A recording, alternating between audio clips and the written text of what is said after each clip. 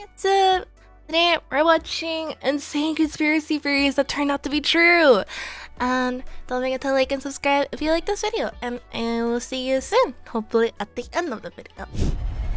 A secret government experiment turned animals into spies. A lie about food No created way. a global crisis. And powerful men were caught performing strange rituals in the woods. These stories sound like nonsense. Many people didn't believe them, then the truth came out. Today we're diving into insane conspiracy theories that were true all Insane along. conspiracy We'll begin with theories. the strange cases and work our way to the most shocking. Our goal, guys, is 2.5 million subscribers by the end of 2026, and it is crazy, so it would mean the world if you subscribe. I will do my very best to put out the best videos I can for you. I'm Spvwvky, and you are awesome.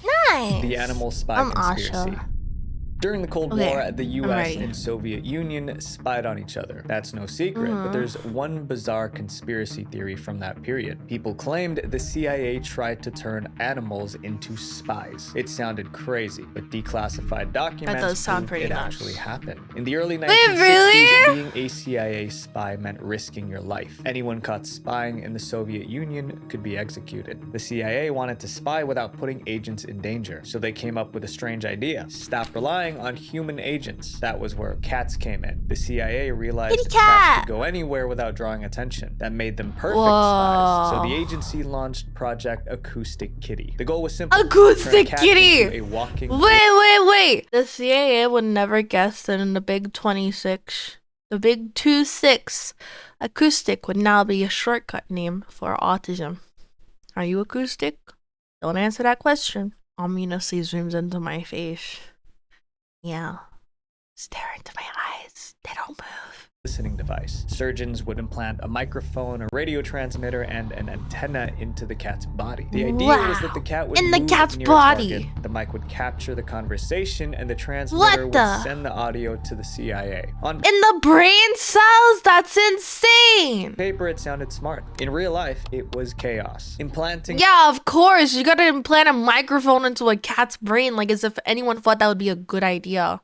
Oh my gosh. What an idiot. those devices into a living creature was tricky. It took months to figure out. One report said they made a monstrosity. At that point, it was time to train the cat. But a new problem came up. The cat was hard to control. During training, it kept Yeah, wandering because off it's a and kitty. chasing birds. The kitty cat. Why would you think you can control a kitty cat? The motherfucker's just gonna go anywhere. You could control a bird better, though, I reckon. It also kept stopping to look for food. Even so, the agency decided the spy cat was ready. It was time for a real Really? mission. In 1967, the CIA released the spy cat near the What a Soviet bunch of embassy idiots. in Washington, D.C. Two men were sitting on a nearby park bench. Agents wanted the cat to get close enough to record the conversation. They released the cat. It stepped into the street. Then a taxi hit it. The mission was over before it even began. By then, the agency already spent about $20 million on the project. That's roughly $170 million today. But they decided to quietly shut it down. One memo said the project was not practical. However, Really? the agency didn't give up on the idea of animal spies. Instead, they tried something even stranger. By the early 1970s, CIA engineers came up with a new plan. If real animals were too hard to control, they would build a machine that looked like Big one. That idea animals. became the insectothopter. It was a tiny drone built to look like a dragonfly. It had a That's tiny insane. engine that powered the wings. A I feel like we've microphone seen this was in hidden in the movies. head, and operators could control it remotely. By 1976, Like a drone. I see it. the CIA had a working prototype. This is the first flight of the insect-sized unmanned aerial vehicle called Insectothopter. Flight tests were Insectothopter. impressive. The plan was for it to fly close to a target and record conversations. Once again, it didn't work well in real life. The drone was extremely light. That meant even a small breeze could push it off course. Agents struggled to keep it steady long enough to record anything useful. Eventually, the project was abandoned. The Acoustic Kitty and Wow. Insectothopter projects remained classified for decades. People talked about them, but no one could confirm they were real. Then in the early 2000s, the CIA declassified some documents. That was when the truth What's finally this? became public. In 2003, the CIA put an Insectothopter prototype on display in its museum. The company in our next chapter secretly did something to millions of their own customers and didn't tell No anyone. way. The Battery Gate Conspiracy. Huh? For years, iPhone users noticed a frustrating pattern. Whenever Apple released a new iPhone, the older models seemed to get slower. No Many users believed way. Apple was doing this on purpose to push them to buy the latest iPhone. People Oh, thought this yeah. theory was crazy, and if you believed it, you were just paranoid. Then in 2017, something happened, and suddenly you didn't seem so crazy after all. That year, What? Apple released a software update called iOS 10.2.1. After users installed it, complaints started pouring in. Users with older iPhones said their batteries were acting strangely. A phone might show a 30% battery, then suddenly drop to 1%. Seconds later, the phone would shut down. People complained all over social media. They were confused, frustrated, and demanded answers. But Apple didn't respond. So one man decided to look into it himself. John Poole was a software developer. He John noticed that people were Poole. complaining about their iPhones. His wife was one of them. My wife just offhand mentioned that her iPhone 6S felt slow, and the numbers that we got out of it were significantly lower than what I'd expect from a phone like that. Poole knew enough about phones to analyze the situation. It was sort of a eureka moment, and that's what prompted me to really take a deep dive into our database of performance data and see what was happening. He ran performance tests on older iPhones and compared the results to newer ones. What he found was hard to ignore. Older iPhones running newer versions of iOS had lower performance scores, but it was only happening to phones with older batteries. After analyzing everything, he reached one unsettling conclusion. Apple was deliberately slowing down older iPhones. Poole published his findings on his blog on December 2017. Millions read it and they were furious. For the first time, the old joke about Apple slowing phones down didn't feel like a joke anymore. Now Apple had to answer for it. Just 2 days after Poole's blog went viral, Apple released a statement. Apple confirms it slows down the performance of older iPhones to reduce power demands. The company admitted it was slowing down older phones, but it said there was good reason for it. As iPhones get older, so do their batteries. Older batteries can't handle power the way they used to. If an older battery is pushed too hard, the phone might shut down or crash. To prevent that from happening, Apple added software that reduced the processor speed on older models. But that explanation didn't calm customers down. The problem wasn't just the slowdown. The problem was that Apple kept it hidden. Soon, lawsuits began piling up. So far, 2 lawsuits have been filed in Los Angeles and Illinois, claiming those suing never consented to allow Apple to slow their older iPhones. Apple was sued in the US, Canada, Israel, and several European countries. Attorneys said Apple acted deceptively by hiding the shutdown and slowdown issues. In 2020, Apple agreed to settle the lawsuits. The company reportedly paid about $500 million. But the iPhone in the lawsuit received a little less than $100. But as part of the deal, Apple did not admit to breaking any laws or any other wrongdoing. Today, Apple's more transparent about battery performance. The company also added a new feature that shows battery health. Up next is the story of a product that millions of people bought without knowing it was a death trap. The Ford Pinto conspiracy. Actually, I have a friend who like always talks about how good their iPhone is, saying that in comparison to my Samsung, their iPhone works way better. Like, it's like so much better to have an iPhone rather than a Samsung because their battery works better. But I'm like, I don't know, that feels like such like big cap because, you know, in the past they had that huge like Canon thing. Like, if they're hiding that from you, what else could Apple be hiding from their customers?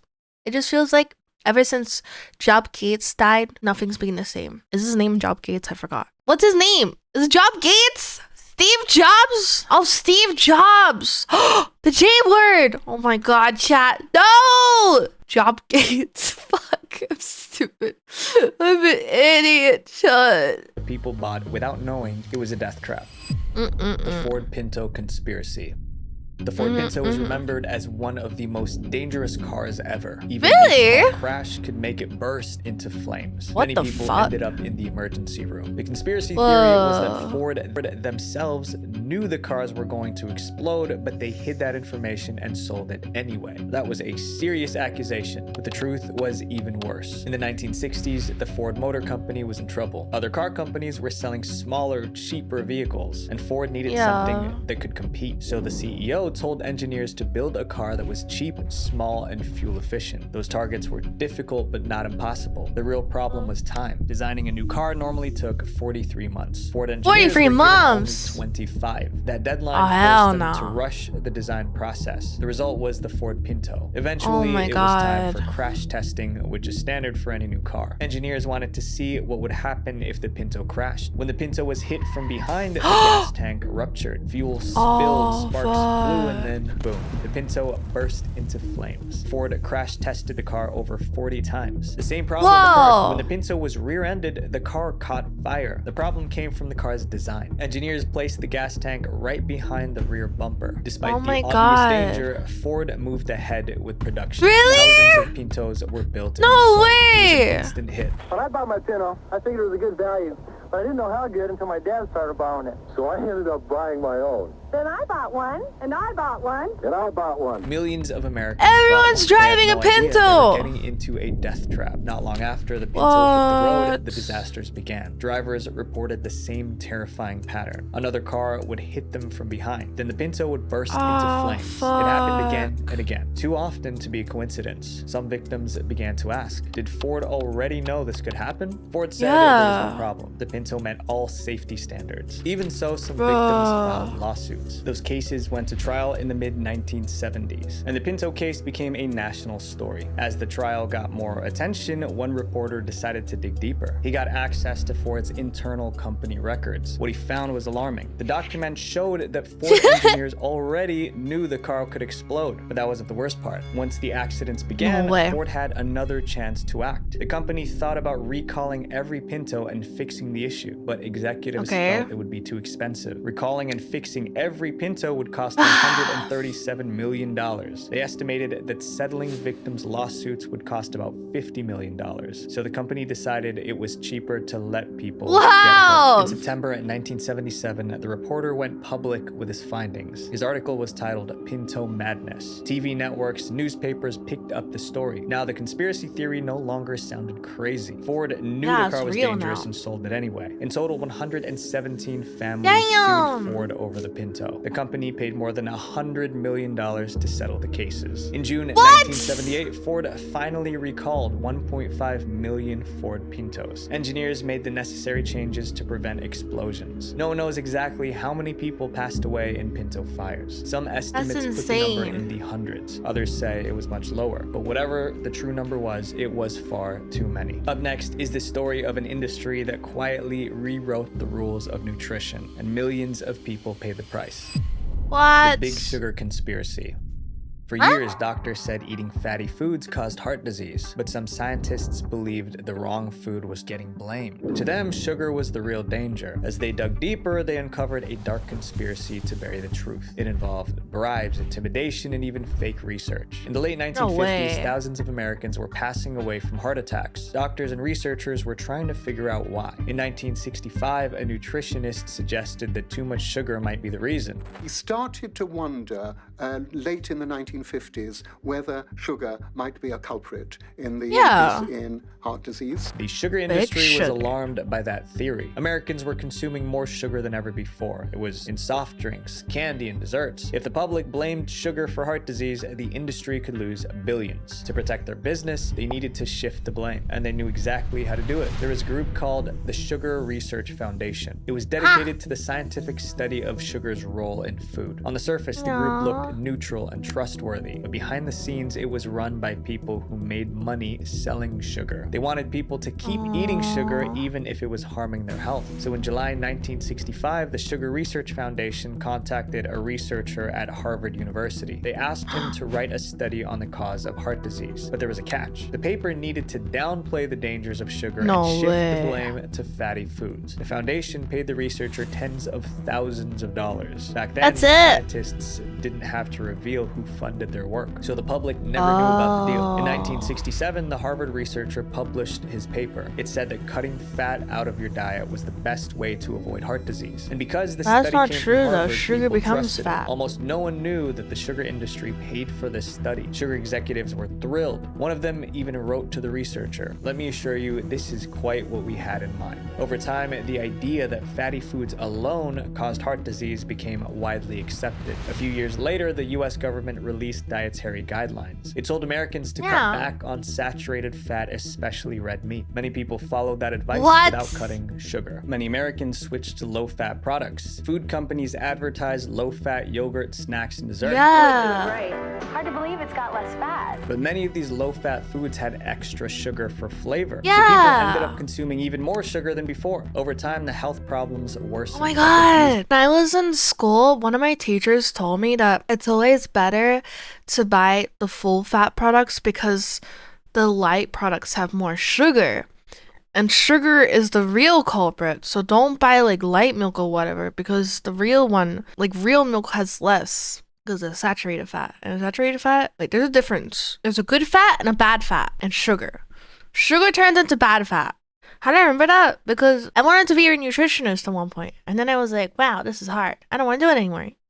A lot of doctors. Some scientists questioned the old research on fat and sugar, but there was still no proof that the study was manipulated. It took nearly 50 years for the truth to come out. In 2009, a researcher was studying the history of nutrition science. Her name was Kristen Kearns. While going through Harvard records, she found letters between Harvard researchers and the Sugar Research Foundation. The first folder that I pulled out opened up to a memo, the blue letterhead of the Sugar Association, and it had the word confidential. Those letters proved that the sugar industry funded the research and probably influenced the results. In September 2016, Kearns published what she found. It shocked the world. Here this morning, Bay Area researchers are accusing the sugar industry of some unsavory behavior. Believe me, I've been reading this for the past couple of days, like, oh my God. What did you think? We shaped our notion of healthy diets for decades on this. Don't ever eat fat, sugar, no problem. By then, the researchers who wrote the paper were no longer alive, but the Sugar Research Foundation still existed. It now went by a new name, the Sugar Association. The Sugar Association! The group, it denied doing anything wrong. It admitted it funded the research, but insisted it didn't influence the results. Even so, it was too late to undo the damage. For decades, people ate foods packed with sugar, and many paid the price with their health. That was a lie that lasted 50 years, all because the sugar industry wanted to protect their profits. This next chapter is about a secret military operation so unbelievable, the government denied it ever happened.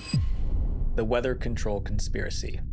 Have you ever heard anyone say that the government can control the weather? It sounds like the kind of thing only paranoid people would believe, but that idea didn't come from nowhere. In the 1960s, the United States was fighting in Vietnam, but the war wasn't going well. One major problem was the Vietnamese army's supply network. Their soldiers had secret roads running through the jungle. They used these routes to move food, weapons, and troops. As long as supply routes stayed open, it was much harder for the US to win. The US wanted to shut them down, but there were too many hidden roads to find and block. Then the military noticed something. Whenever heavy rain fell, the roads turned into mud. Trucks got stuck and people struggled to move through it. That made moving supplies much harder for Vietnamese forces. That gave the US an idea. If they could make it rain all the time, the enemy would have a much harder time moving supplies through the jungle. Controlling the weather sounded like science fiction, but the government had a reason to believe it was possible. Years earlier, a chemist named Vincent Schaefer ran some weather experiments. Schaefer flew over New York and dropped 3 pounds of dry ice into a cloud. Within minutes, the cloud began producing snow. He called it cloud seeding, and it proved that humans might be able to influence the weather. During the Vietnam War, the military decided to try it. It was called Operation Popeye. The goal of Operation Popeye was to extend the monsoon season and create an inordinate amount of rainfall by seeding clouds. Oh my Air Force planes were loaded with canisters of silver iodide. The planes flew into storms. No wonder why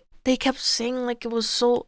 I feel like whenever you see like videos about like the Vietnam War, it was like it's always so rainy and wet, right? Like, am I schizo? I don't know, just made me think that Vietnam was like a really wet country. Storm clouds and released them. The silver iodide triggered more rainfall. The extra rain turned roads into mud. Some paths even flooded. Moving supplies became much harder for Vietnamese forces. The mission was a success. For 5 years, the US military kept doing it. They flew over 2,600 missions from a period of 1966 to 1972. And they kept the operation top secret. But secrets like that don't stay hidden forever. In March 1971, a reporter of the Washington Post Post exposed the operation. He revealed how the military was using the weather as a weapon of war. The public was shocked. Lawmakers were angry that they were never informed. The defense secretary was called before Congress to explain himself, but he denied everything. He called the claims wild tales. That now only made things worse because reporters kept digging. In July 1972, another reporter published a story in the New York Times. It was titled "Rainmaking is Used as Weapon by U.S." This time, the evidence was much stronger. The reporter had spoken with people involved in the operation. Now the story was no longer just a rumor. The defense secretary and military officials were summoned to a secret Senate hearing. They were asked about the project again, and they finally admitted the truth. That raised a disturbing question. If one country could use weather as a weapon, what would happen if other countries did the same? It could destabilize the climate, disrupt food supply, and create other serious problems. World leaders didn't want that to happen. So by 1977, world leaders signed an agreement banning the use of weather as a weapon. Today, over 70 countries have signed that treaty. As far as we know, no country has weaponized the weather since. However, cloud seeding never stopped. It's still used for farming and weather-related needs. So the weather control conspiracy theory turned out to be true. The leader in our next chapter believed the government was his enemy, so he decided to destroy it from the inside. The Scientology conspiracy. Oh, the cult of Scientology. I know this one.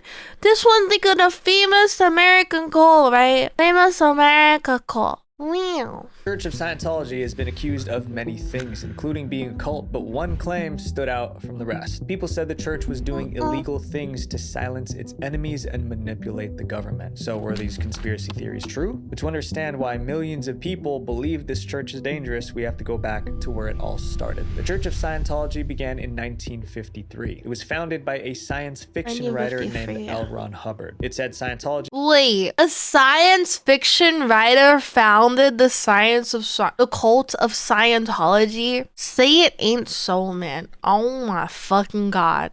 Bruh. It was a religion that could help people unlock their full potential. What? That's so dumb. Fundamentals of Thought by L. Ron Hubbard. Your search is I'm over, Ron. but the adventure's just begun. That message attracted thousands of followers, but as Scientology grew, so did the controversy around it. Former members accused the church of extortion and harassment. By the mid-1960s, the complaints were too many to ignore. The US government started investigating Scientology's internal practices, and what they found was troubling. Large amounts of church money were going straight to the founder, Hubbard. He was running it less like a religion and more like a business. So the government revoked Scientology's tax-exempt status. Other countries went even further. The state of Victoria in Australia has passed a law making it a criminal offense for anyone to demand or receive payment for the pseudo-medical practice of Scientology. Hubbard was furious. He believed the government was targeting him. They made a fucking law, bro. Ain't no way. Unfairly. He gave interviews defending Scientology. Why do they just fight it and say there's something bad, but they never specify what's bad? They haven't specified. For instance, right now, they were breaking up marriages. What? That's a lie. But instead of fighting back in court, Hubbard came up with a much darker plan. He would attack the government from within. In 1973, Hubbard launched Operation Snow White. The mission was simple. Scientology wanted to infiltrate government offices and erase every damaging file about the church. To do that, Hubbard created a network of spies. They made Scientology members apply for jobs in government agencies. They targeted places like the IRS and the Department of Justice. Once they got hired, the spies searched for files on Scientology. Then they stole those files or destroyed them. Sometimes they swapped real records with fake ones that made the church look harmless. The operation was led by Hubbard's wife, Mary Sue. She trained Scientologists to become spies. They learned how to forge IDs and manipulate people. For 5 years, the plan worked. Scientology infiltrated 136 government agencies in 30 countries. But the church was not just stealing files. They were also going after anyone who criticized them. Hubbard kept the list of the church's enemies. Paulette Cooper was at the top of that list. In 1972, she published a book titled The Scandal of Scientology. It was one of the first books to openly criticize the church. Scientology church leaders hated her for it, so they decided to ruin her life. They sued me 19 times all over the world. 19 times! 50 days of depositions. They sent a lot of horrible anonymous smear letters about me. Then they decided to frame her for a crime. They stole my stationery. They got my fingerprint on a piece of paper. And then they sent bomb threats to themselves. Scientologists got a paper with Paulette's fingerprints. Then they used that paper to send device threats to their own church. After that, they reported the threats to the FBI themselves. To investigators, it looked like she was guilty. Paulette was arrested and charged. If convicted, she could spend years behind bars. The Scientologists were celebrating. However, their entire operation was about to fall apart. In May 1976, 2 Scientology spies broke into a courthouse in Washington, D.C. They were trying to steal more documents, but the plan failed. A security guard caught them using forged IDs. Federal agents traced those fake IDs. Finally, dude, how are they getting into the federal agency of traced IDs without people noticing? Like, that's just so stupid, dude. You gotta be so dumb. That is cooked. Like, actually cooked. Back to Scientology. So in July 1977, FBI agents raided Scientology offices. They seized about 100,000 stolen government documents. They also uncovered files that exposed Operation Snow White. Those files showed that Scientology framed Paulette Cooper too. They found something that said along the line of conspired to frame Miss Lovely, which was the code name that Hubbard gave to me. 11 high-ranking Scientology officials were convicted. Among them was Mary Sue, the wife of L. Ron Hubbard. She was sentenced to 5 years behind bars. But only 5 years avoided charges. L. Ron Hubbard himself. Oh my God! Believed he directed the operation, but they could never prove it in court. After the convictions, Hubbard disappeared from public life. He spent the rest of his life paranoid and in hiding. Scientology still exists today, and it is still powerful. Its members include celebrities, lawmakers, and wealthy CEOs. Who knows how much more powerful it could have become if its spies stayed inside the government. This next chapter is about a secret club that most powerful. How does this happen? Wait, I didn't know the Church of Scientology was like so deep that people were like actually in. Tom Cruise is in Scientology? People in the world don't want you to know about. The secret society conspiracy. You've probably heard the theory that a secret group of rich and powerful men control the world, that they meet in private to decide wars, pick presidents, and shape major events. Most people brushed off this conspiracy theory as nonsense, but it turns out there's some truth to it. There's a forest in Northern California where powerful men really do meet in secret. Those men are members of the Bohemian Club. The club was formed in 1872 in San Francisco. At first, it was just a few dozen men talking about art, but over time, the club began to change. Businessmen, lawyers, and politicians joined. Within a few decades, the Bohemian Club was no longer mainly about creativity. It was about power. In the 1890s, the club built a private camp deep in the California redwoods. They called it Bohemian Grove. Every summer, members traveled there for a 2-week retreat. As the years passed, the guest list became more impressive. Multiple US presidents attended, but as the Grove got more powerful, it also became more exclusive and secretive. You don't ask to join, they ask you. The whole thing is about excluding certain people, and other people get to go to this, fancy retreat. No one was allowed to take photographs. Journalists were banned from entering. Members followed one strict rule. What happened at Bohemian Grove stayed at Bohemian Grove. Naturally, this made people suspicious. What were these powerful men doing in secret? For decades, no one on the outside really knew. Then one journalist managed to get in. In July 1989, a journalist named Philip Weiss got inside Bohemian Grove. He planned to sneak in, but when he got there, security was much lighter than he expected, so he pretended to be a guest and stayed for 7 days. Weiss saw celebrities, politicians, and business executives. He heard discussions about major issues. It all seemed impressive. But on the first night, things went from impressive to bizarre. After dark, men in dark robes walked in a slow procession. They carried a coffin. Then they placed it in front of the statue. Oh my God! Is this the KKK? What? It was 40 feet tall. Then they set the coffin on fire. The ceremony was called the cremation of care. Inside the coffin was a figure meant to represent the worries of everyday life. Burning it symbolized letting those worries go. When he got back to New York, Weiss wrote about what he saw. His article was published in Spy magazine, and it caused a sensation. For the first time, the public got a glimpse inside Bohemian Grove. The idea that world leaders were performing rituals in the woods sounded unbelievable, but it was happening. Bohemian Grove still operated operates today. Every summer, members gather in the forest. Cameras are still banned. Journalists aren't allowed to enter. And the same rule still applies. What happens at Bohemian Grove stays at Bohemian Grove. So was the conspiracy theory true? What we know for sure is that they really do meet at Bohemian Grove. What they discuss, however, remains a mystery. Are they deciding the fate of the world or just spending time with friends? Governments, corporations, powerful organizations, they all made the same bet that the story reaching you would be the one they wanted you to hear. My friends, the most dangerous thing you can do is trust without question. Visual Venture. Speaking of trusting without question. Wait, that's a really good slogan. dangerous organizations, I have a video about cults still I like hiding that in video. plain That was sight. good. Today, I talk about a cult leader who trapped her followers on an island, a 7-year-old who signed a billion-year contract, and a cult leader whose followers mummified her body after she passed away. What? Click here to watch it. Love you guys. Peace. I'm getting baited. I actually do want to hear about this one. That's kind of crazy. Whoa. Let me know in the comments if you want me to watch secret cults hiding in plain sight today.